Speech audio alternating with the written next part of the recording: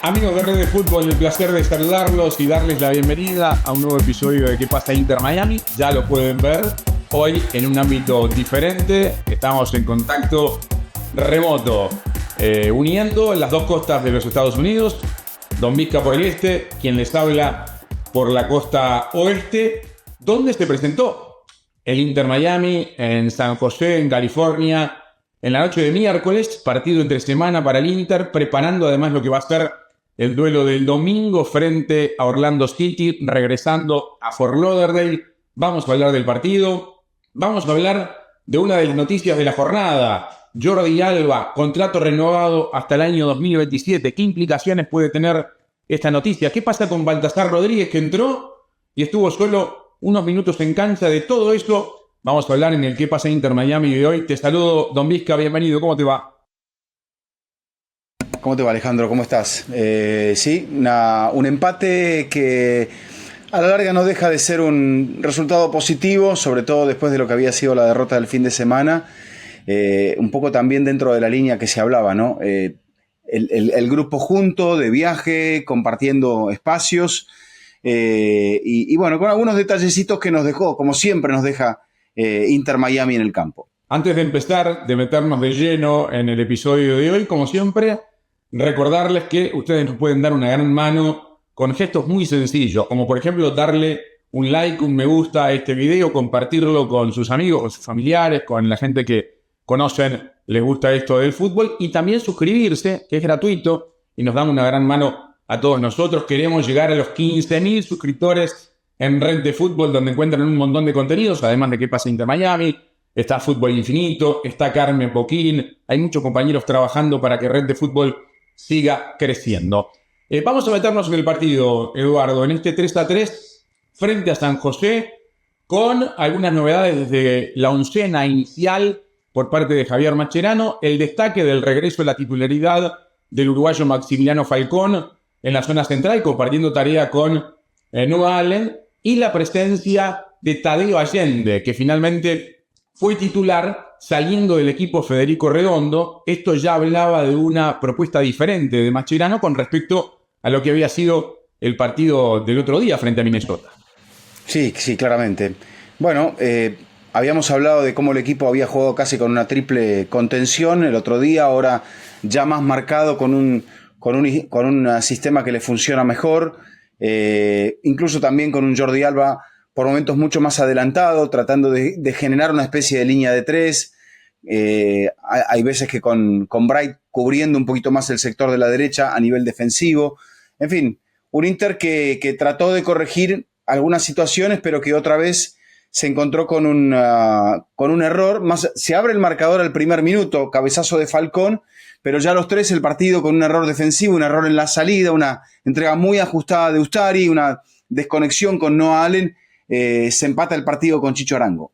Bueno, un déjà vu, ¿no? Porque errores similares como este a Callender en la temporada pasada le costaron muchísimas críticas, ¿no? Y a la postre le costó el puesto. Lo condenaron. Que ahora tuvo que ser intervenido quirúrgicamente por una hernia. Hay que recordar lo que sufrió Callender por, cuenta de algunos errores puntuales. Uno de ellos fue muy similar al que le tocó vivir en la pasada jornada a Óscar Ustari. Falcón decide tocarle la pelota al arquero y yo no sé si él no lo mira a Allen dónde está posicionado, si falla directamente en la ejecución. Lo cierto es que le regala la pelota al jugador de San José, que no perdona, cediéndole a Arango y convirtiendo el gol del empate. Fue un arranque muy raro de partido, porque en pocos minutos el encuentro estaba 1-1 y ni siquiera daba para ese entonces entender por dónde venía el juego, ¿no? Por ejemplo, una de las cosas que le permitía a Mascherano este cambio en la oncena y en la propuesta era un rol distinto de Messi, ¿no? Y como seguimos viendo, las cosas giran, como debe ser, en torno a Messi, que es el que sigue tomando la bandera, que es el que sigue siendo el protagonista. Pero claro, además de estos errores de la defensa puntuales, también se volvieron a ver, y me parece que esta es la nota más preocupante en cuanto a lo táctico, en cuanto al rendimiento del partido frente a San José, algunos problemas en la tarea de contención. Porque a mí me llamó mucho la atención, y se vio sobre todo en los goles de San José, ¿no? En los remates de afuera del área, cómo los dos volantes del equipo rival llegaban libres de marca, sin resistencia prácticamente. Se vio la reacción además de la defensa, ¿no? Reclamándole a los volantes algo de eso, ¿no? Me parece que esa es, desde el punto de vista de la lectura táctica del partido y del rendimiento del equipo, lo más preocupante. Cómo los volantes rivales llegaron de frente al arco de Ustari con demasiada libertad en más de una ocasión. Sí, sí. Observaba justamente esos detalles y ahí la línea defensiva y la línea de los medios de contención estaba bien parada. Era como que en la foto Inter estaba defendiendo con 6 jugadores, pero de repente le faltaban un par más que son los que tenían que replegar de posiciones de ataque. Uno de ellos podía ser Allende, otro podía llegar a ser, dependiendo de cómo el equipo se posicionaba, o Segovia o Kremaski. Pero claro, cuando de repente el hombre más avanzado hacia la punta no es Messi, el equipo sigue teniendo esos problemas de repliegue, sobre todo que te obliga a estar muy compacto porque aquí la pelota se mueve muy rápidamente. Creo que esa es una de las grandes virtudes que tiene la liga, para aquellos que no la conocen todavía, que la pelota va muy rápido. Las transiciones son muy rápidas. Se busca generalmente eso, que tomar mal parado al rival. Y lamentablemente esto le sucede bastante a menudo a este equipo. Sí, y se vio no solo en los goles que le hicieron, sino, por ejemplo, también en la jugada donde le anulan el gol a Espinosa, que pudo ser el 4-3 cuando el partido ya estaba empatado en el segundo tiempo. Es decir, el Inter volvió a caer en algunos errores en el retroceso y en el rubro defensivo, pero también tuvo algunos momentos para destacar. Es decir, yo creo que el Inter en este partido, por momentos, ¿no? Por momentos, se reencontró con su peor versión del año pasado en estas fallas defensivas, pero también se encontró con su mejor versión desde el punto de vista ofensivo. Yo rescato, por ejemplo, a partir del 2-1 en contra,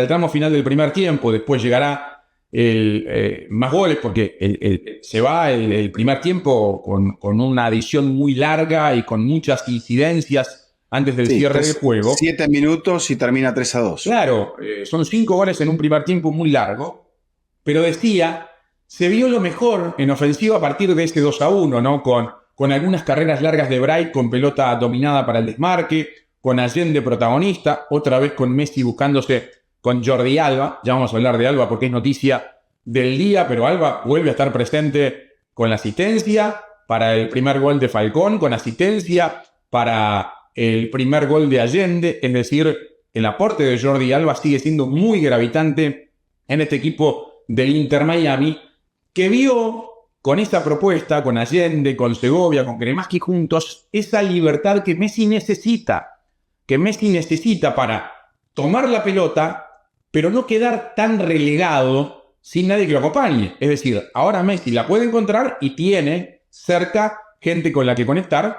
Ayer metió algunos pases realmente muy buenos. Lionel Messi en un par de ocasiones tuvo una chance que se perdió el propio Messi después de combinar con Jordi Alba. Es decir, antes de que llegara el gol de Tadeo Allende, se estaba viendo, creo, la mejor versión en lo que fue el partido en el PayPal de parte del equipo de Mascherano. Creo que la clave ahí, Alejandro, está en dónde el equipo presiona, porque este es un equipo que tiene que tratar de presionar y de recuperar lo más alto posible la pelota. Lo que pasa es que aquí, como hablábamos de la velocidad y de cómo el dinamismo de la liga, estos equipos te pueden llegar a salir de situaciones donde están presionados con un pase largo. O sea, se empieza a generar una situación donde los partidos se desordenan y ese desorden lo paga mucho este equipo. Entonces, si ocurre esto, que el equipo no recupera la pelota arriba, cuando retrocede desordenadamente, cediendo ya mucho terreno, que es lo que le pasa a los equipos que tratan de presionar alto. Y si no tiene después esa posibilidad de que Messi tenga mucho la pelota y de que tenga la pelota cerca del arco rival, se le hace todo mucho más complicado, porque aquí, salvo la ventaja inicial de Falcón, después va buscando siempre empatar el partido. Y eso se dio ayer ante un equipo de San José que no es de los más regulares en la temporada, ha mostrado muchas curvas San José, pero tiene un final relativamente feliz porque es un empate en un campo complicado, en un traslado complicado que por lo menos termina poniéndole paños fríos a una semana que no había comenzado bien. Sí, no deja de haber sido una buena noticia para el Inter. La mala noticia que significó para San José la salida de Chicho Arango, ¿no? Que es un gran protagonista. Arango deja el campo con una lesión muscular muy afectado, al igual que Baltasar Rodríguez. Y acá ya nos metemos en la propuesta de Mascherano para lo que fue el segundo tiempo, porque lo manda a la cancha al jugador argentino en lugar de Benjamín Cremaschi. Y la verdad que entró bien, porque pone la asistencia para el empate de Tadeo Allende, pero lamentablemente después se lesiona, dejó la cancha visiblemente conmovido Baltasar Rodríguez, probablemente resintiéndose de una lesión. Habrá que esperar, por supuesto, las imágenes para ver la gravedad de una lesión que aparentemente es una lesión muscular que lo sacó rápidamente del partido.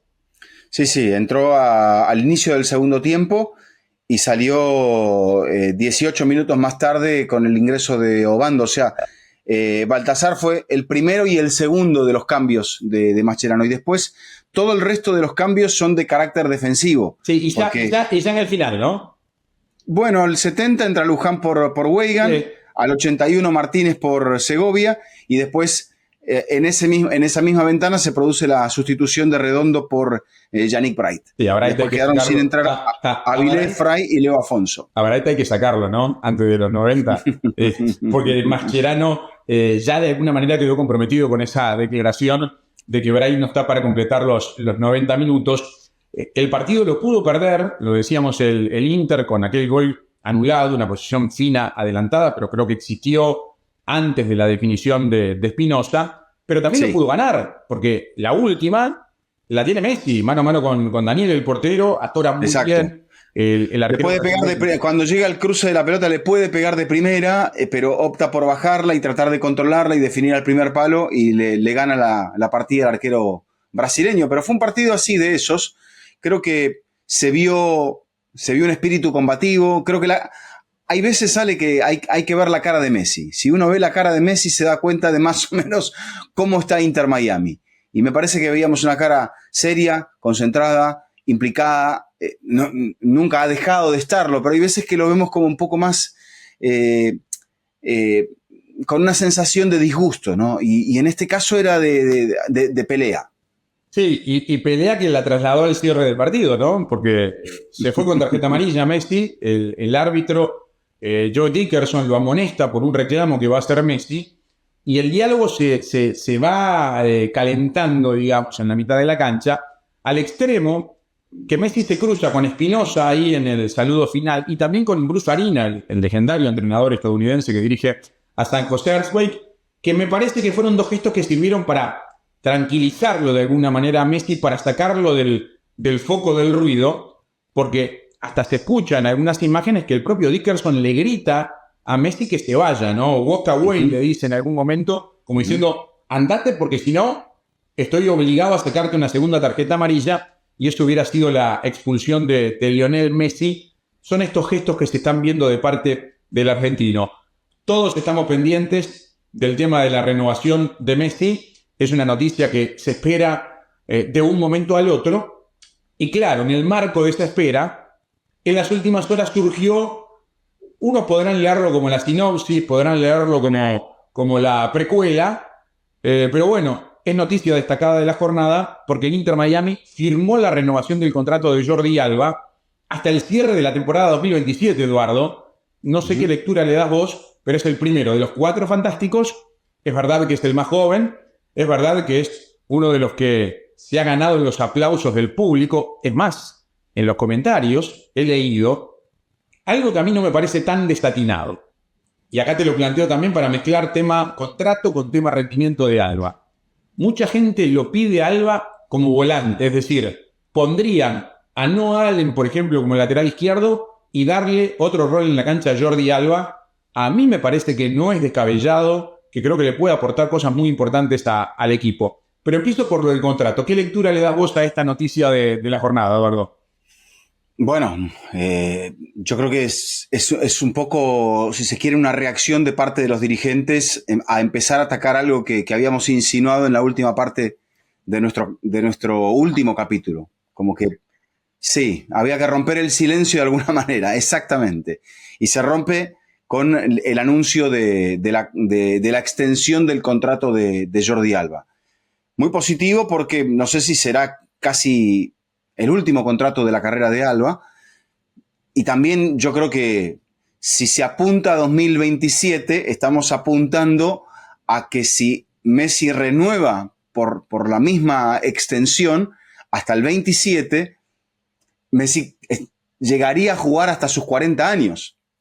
O sea, fíjate todo lo que podría llegar a implicar. Con respecto a lo otro que me preguntabas o que deslizabas, el aspecto táctico, yo creo que este equipo que sigue sin encontrar, después de un comienzo con ese 4-2-3-1, pero donde se veía un equipo con frescura, con variedad, con prácticamente todos sus integrantes en un nivel más alto del que habían terminado la temporada anterior y con los nuevos insertándose muy positivamente, sobre todo Allende y Segovia, veíamos que ese 4-2-3-1 funcionaba. Pero ahora no está funcionando. Vimos ese 4-3-3 el otro día, con tres medios, no quiero decir defensivos, pero sí con un corte un poco más conservador en el centro del campo, sin Suárez. Volvió a no jugar Suárez en este partido. Entonces, puede ser una idea positiva, puede ser una variante. Hoy los esquemas no son una foto fija. Decíamos que Alba termina jugando, casi te diría a veces como extremo, porque el Inter no tenía un extremo, porque Segovia retrocedía, o si Cremaschi estaba en esa posición, se alterna. O sea, el que estaba por la izquierda baja una posición más como dicen ahora, como interior, como número 10, como decíamos nosotros, y Alba se inserta casi como un extremo. Y en esa postura, en ese lugar del campo, termina teniendo 2 asistencias. O sea, Alba ya juega en esa posición. El tema es que el equipo lo acompañe y la figura no se desarme, sobre todo defensivamente. Es claro lo que decís con respecto al movimiento de Alba y lo que pasa circunstancialmente a lo largo de un partido. Pero a mí me parece que ciertas decisiones en cuanto a la alineación, y creo que aquí a eso apunta la gente, y por eso yo estoy un poquito, no voy a decir que convencido, pero sí inclinado, ciertas decisiones te pueden abrir la puerta también para el ingreso de otros jugadores, ¿no? Porque es decir, acá por ejemplo, y también la salida de algunos, pero si Jordi Alba saliera del lateral y vos apostás por no Allen, ya tenés que pensar en conformar una sala diferente, es decir, hay muchas decisiones para tomar en torno a eso. Yo creo que es muy buena la noticia del día. Creo que es la antesala de lo que va a venir, porque recordemos que cuando el Inter fue sumando a estas figuras, los anuncios se fueron dando paulatinamente, ¿sí? Y me parece que esto va a seguir ese camino, que el próximo probablemente sea Sergio Busquets, y que la frutilla del postre termine siendo Lionel Messi. La gran pregunta es qué va a pasar con Suárez. Sí. Porque Luis está también en otra fase de su carrera. Los rendimientos de Suárez en este año son algo distintos a los que se vio en la temporada anterior. Yo soy de los que creo, le puedo errar, que seguramente Suárez siga el camino de Messi, ¿no? Que acompañe lo que Messi vaya a hacer, pero bueno, esta es una historia que todavía no está resuelta. No sé vos, Edu, si imaginás, si concebís, por ejemplo, un Messi renovando y un Suárez no, o si coincidís conmigo en que sería, digamos, no un contrato social, porque no lo es, pero sí que Suárez siga el mismo destino de la Argentina. Sería realmente, hasta te diría, extraño ver que sus caminos se separasen. También es difícil gestionar a un equipo que tenga que decidir si Suárez va a jugar algunos partidos y otros no. También tenemos que ver esto, ¿no? Lo que comentábamos en el episodio pasado, que Suárez se fuese en medio de la temporada, aparentemente sin lesión, aparentemente, por la información que se maneja, a un compromiso familiar. Por más importante que... Si no es un fallecimiento, me parece que queda ahí, ¿no? Cada quien sabrá cómo leerlo. Hasta ahora la temporada de Luis muestra 5 goles en 17 partidos, 2 de ellos solamente en la MLS. Por ejemplo, ha jugado 9 veces como titular, ha salido del equipo en 7 oportunidades. Ha puesto varias asistencias, ¿eh? Sí, también.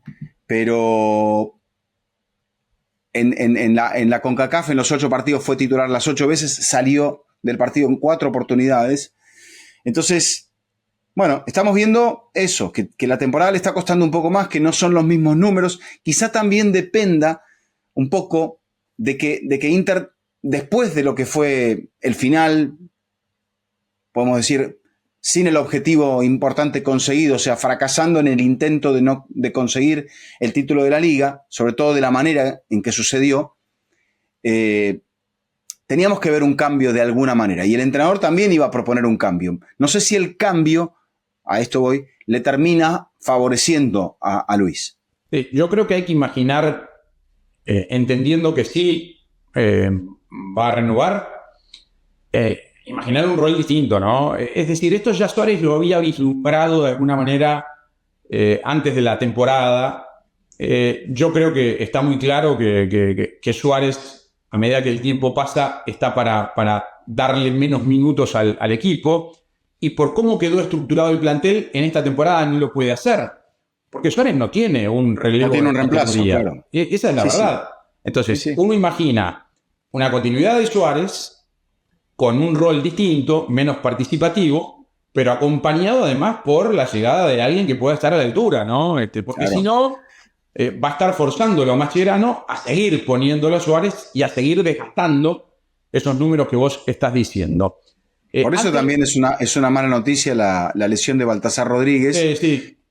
Que no sabemos para cuánto tiempo tendrá, pero que quizá no juegue hasta el Mundial de Clubes. Entonces, porque te da un jugador de recambio. Inter, por ejemplo, perdió. Está bien que Farías en la temporada pasada no había se había lesionado recién al principio de la temporada, pero estabas hablando de los 2 paraguayos, más de Farías, más el caso de Farías, más el caso de Campana, o sea, más Taylor, o sea, tenían un papel, algunos más importante o más rutilante que otros, pero en el fondo eran futbolistas que te podían dar algo en algún momento del partido. Yo creo que Mascherano llegó y dijo, no lo quiero, no lo quiero, pero tampoco hemos incorporado muchos. Sí. Entonces, en la medida que Baltasar era uno de ellos y se te lesiona en este tramo de partidos hasta la llegada del Mundial de Clubes, no es una buena noticia. Aparte había entrado y entrado bien. Sí, para la próxima semana te prometo un repaso estadístico en cuanto a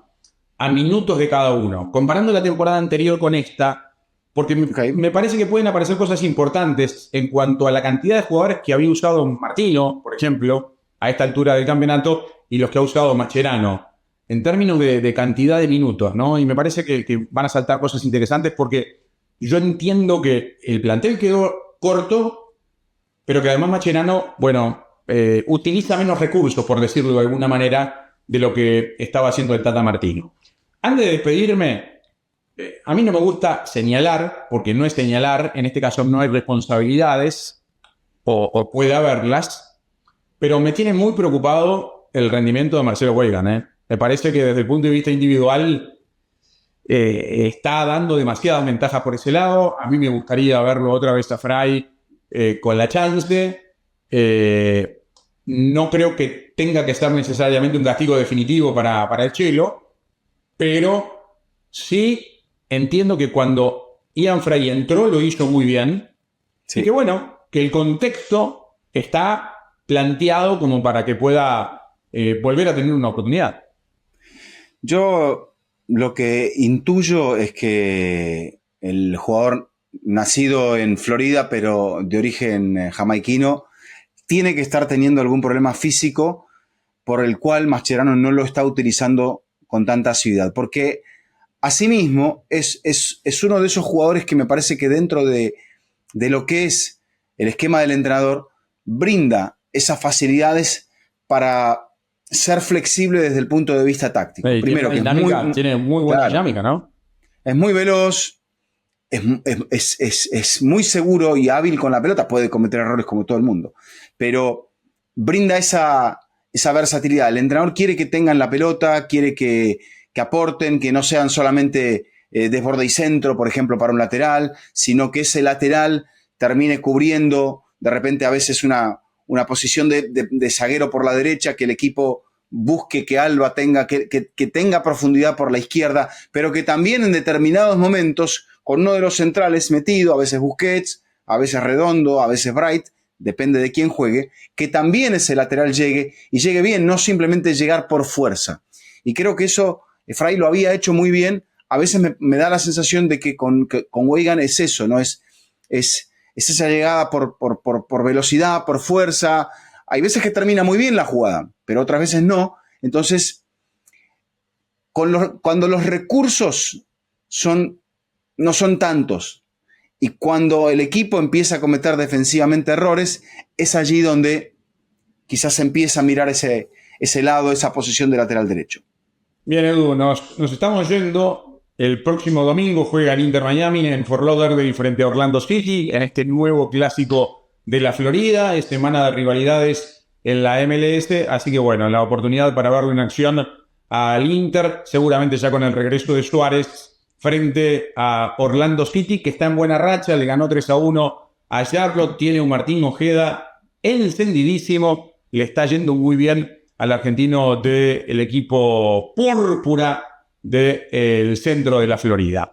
Como siempre, les recordamos que nos pueden escribir, estamos atentos a vuestros comentarios, les pedimos que le den like a nuestros videos y que se suscriban a nuestro canal de Red de Fútbol. Buscamos los 15.000 suscriptores y gracias a ustedes estamos cada vez más cerca. Edu, te mando un abrazo y nos reencontramos la semana que viene ya en Miami.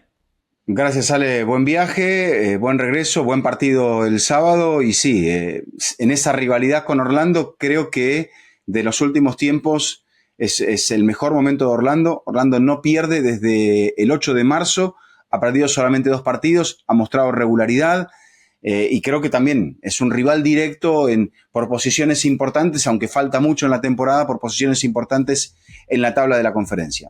Le mandamos un fuerte abrazo para todos, que pase bien. Hasta la próxima. Hola, ¿cómo están? Soy Carmen Boquín. ¿Te gusta todo el contenido de Red de Fútbol? Bueno, te invito a que te suscribas, actives las notificaciones y así no te perdás nada de todo lo que te traemos. ¡Chao!